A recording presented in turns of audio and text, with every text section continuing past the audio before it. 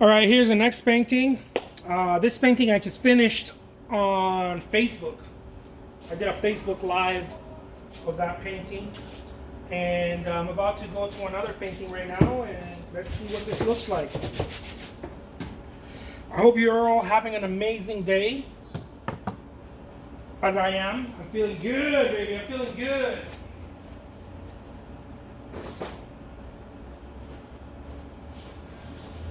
I'm feeling mucho bueno. Here we go, guys. Let's do a close-up. That way we can see what's going on here with the artiste. Man, how can we do a better close-up? Is this the best I can do? I guess that's the best I can do right now. So here we go. So again, this is going to be a landscape, and it's going to have a little river and all kinds of good stuff. So let's do this. First things first, okay? First things first. An imaginary horizon line here. Nothing set in stone. Nothing is set in stone, okay? This is not a tablet of truth or anything like that.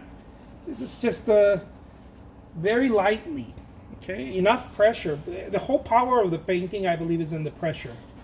How much pressure you put when you're drawing. At least for me, okay? Everything that I talk about here is about me, guys, okay? So I can't speak for every artist. I can only speak for myself. So the power that I find in a painting is in the pressure. Depending on how much pressure I put, I get a certain je ne sais quoi. Okay, so here we go. And the last thing I want to do is guess. When you're guessing, it means you're not quite sure what's going on, and that's always trouble in a painting. And you're not quite sure is different than you don't know. I'd rather you not know what's going on than being unsure. If that makes any sense. I hope it makes sense. If you have ears to listen to that. It's much better to not know what you're doing, in my experience, than to be unsure of what to do. Okay? It is 1,000 times better to not know what you're doing,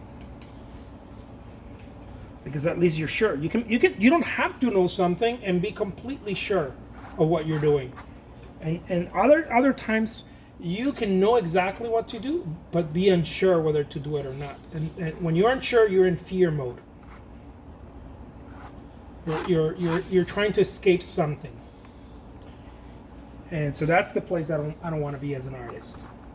I try to avoid that place. And see, I'm using my palette knife here, very gentle, okay, very gentle, just enough to create some gestures, some real damage. Let's create some gestures here. Look. And then I'm going to change to a wide brush, this wide brush, okay? And I'm not trying to fill any spaces, okay? I'm not trying to fill spaces, guys, because some people think that I'm trying to do that. I'm not. I'm trying to paint it, and that's why some parts as I'm going look unfinished. For example, you won't see me finish this little thingy right there, because I'm not trying to fill spaces. Filling spaces is something that your mind wants to do, so I try to avoid that. It's almost like I'm painting with my peripheral vision, to put it in those words. It's not quite correct, but to put it in those words, I'm painting from a place where I don't mind not seeing the full picture yet. See, I don't mind not seeing the full picture. I'm trying to move to the next part without feeling overwhelmed with the necessity to finish the painting, to finish certain areas. Once you get stuck in trying to finish areas, your mind starts racing, and then now you're calibrating everything. And when you're calibrating everything, for those of you who might be nodding right now, that's the worst place to be for me. Again, for me, It's the worst place to be, because when you're calibrating everything, that means you're going into, I don't know exactly what to do next. I don't know exactly what to do next. And as I say, it's better to not know what to do and do it, because you will come out more free than to know exactly what to do and hesitate.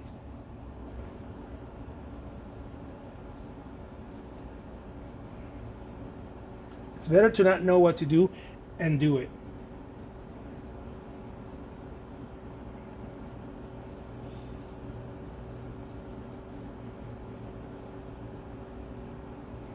And it requires trusting in yourself. You need to, those of you who pray, you need to pray more. Those of you who pray, you need to get into the praying mode a little bit harder, okay? Those of you who practice yoga, you need to get into the yoga studio a little bit more.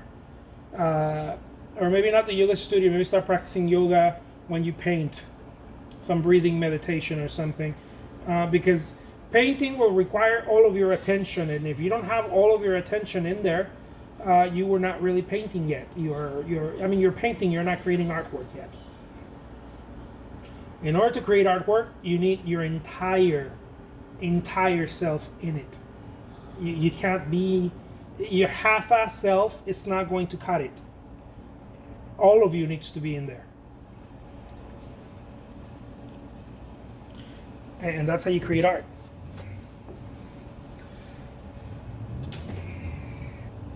Okay, I'm gonna get a little bit of that lemon sky, and I want to put some of that here. It's not quite lemony, but it's more like a, I don't know, like a gray lemon, like a little pistachio in there. At least that's the way it looks here. I don't know how it looks in the phone, on the screen there for you guys. And again, I'm not going to try to force, because if I'm not careful, I try to force my big brush in there, and that's not the game here. The game is not try to force anything. The game is to go with the flow. Okay, find the flow, find the current. There's a current happening. I often call it a passetto. There's a pace happening. There's a even for those of you who are more airy-fairy, even a vibration happening. There's a vibration happening. There's a march happening. Every painting has it, because it comes through you. It's not from you, but it comes through you. Every painting has it, and you have to find it and then start marching with it. Why do I say this? It's like a song, guys. Every song has that rhythm. Find the rhythm of the song and start dancing with it. It's got a rhythm. The painting has a rhythm. Okay, the painting already has a rhythm, because that's the way it is. It's just, it has a rhythm. And your job is to find it. And the way you find it through silence, but through mental silence, not silence necessarily. You could be chatting, you could be, like I'm chatting right now. The best way to do it is probably to have mental and physical silence, right? It's the best, I think it's the best way to do it. But if I do that, I wouldn't be able to show you guys what I'm doing here and the process of it. And I do plenty of that. I do plenty of not talking. Believe it or not, I know some of you are like, no way. Believe it or not, I do plenty of not talking. It's when I'm alone here in my studio in the middle of the night or very early in the morning, no one's here. I'm not recording anything. And that's when those paintings come out. Look at that. Fuck yeah. That's when those paintings come out. They come out of that silence. You know, let's put some tree trunks right here.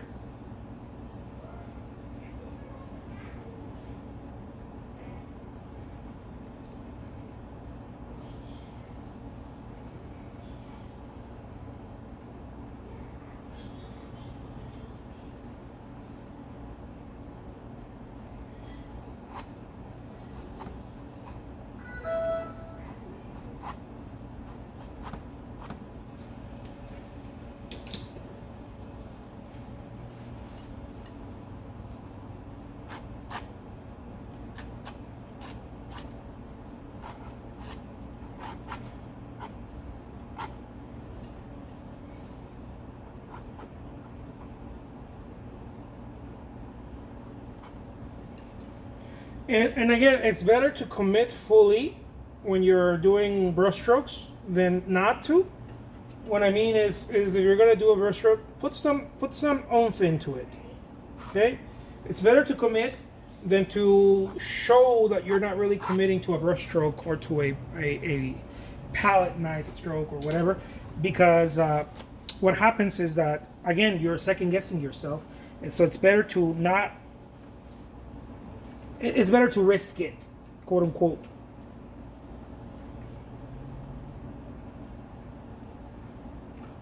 Okay, it is much better to risk it.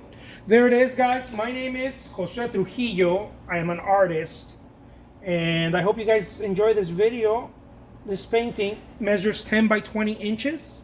This is oil on canvas, and it will be available on my eBay shop, and the auction starts at 99 cents. All right, go check it out when you get a chance. The link is going to be pinned on the comments below. Take care, guys. Goodbye.